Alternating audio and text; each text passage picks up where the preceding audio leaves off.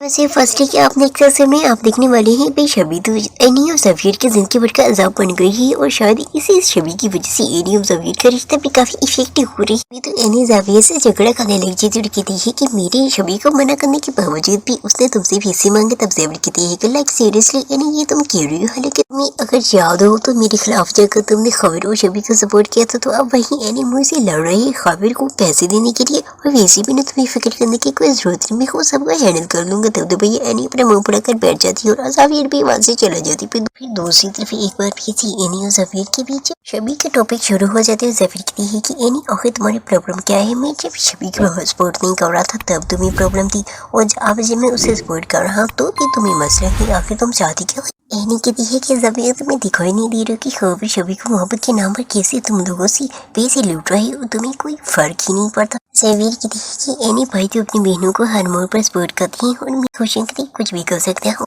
अरे वाह भाई ज़वीर, अगर हर भाई अपनी बहनों को ऐसी मोहब्बत करती ऐसी सपोर्ट करते तो क्या कहने थी, बट वो तो होने से रहा। और फिर ज़वीर कहती है कि यानी तुम्हें परेशान होने की कोई जरूरत नहीं, मैं खबर का बंदोबस्त कर दिया है मेरी।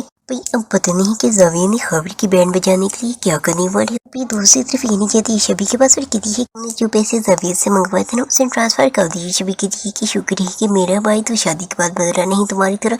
ये कहती है कि अभी वक्त ही अपनी आंखों से खबर की मोहब्बत की पट्टी निकालो, हकीकत को देखो, तुम्हें तो कदीर है। शबी कहती है कि तुम्हें मेरी फिक्र करने की कोई जरूरत नहीं, मुझे क्या करना चाहिए और क्या नहीं, तुम मुझे एडवाइस मत दो, अच्छा ही होगा। अरे भाई यानी तुम किसी अपना माथा खपा रही हो, वैसे भी ना जिस बंदे का दिमाग खराब हो ना उसे कुछ भी कहने समझाने का कोई फायदा नहीं। दूसरी तरफ ये देखो कि लोग भी कर दो बात, मतलब कि एक तरफ शबी और शबी वाले मीटर इन्हीं का सॉल्व नहीं हुआ कि दूसरी तरफ उसके पप्पू का सिया पका दी थी। वो ये कि घर के पीपल्स इनके सामने रख देती, वो कहती है कि इन पीपल्स पर साइन करो, ये घर बेच रही हूँ मैं।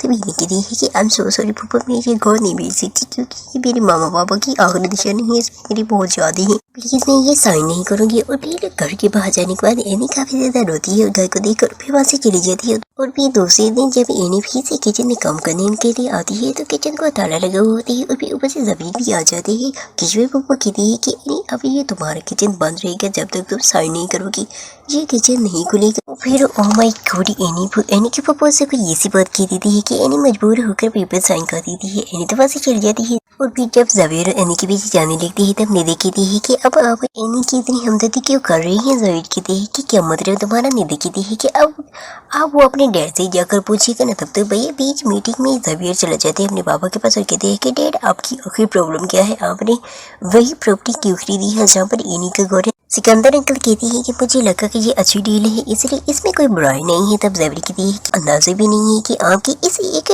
डील की वजह से मेरे और एनी के रिश्ते पर कितना इफेक्ट पड़ सकती है। जब उसको ये पता चलेगा कि जिसे वो अपने बाप से भी ज्यादा मानती है उसने उसकी यादों को दूर कर दिया है, जरा सोचिए डील में एनी को कैसी फेस करूँ। और मुझे नहीं पता कि कैसे, मगर आपको एनी का घर बचाना ही पड़ेगा, यही अच्छा होगा एनी के लिए और मेरे लिए भी।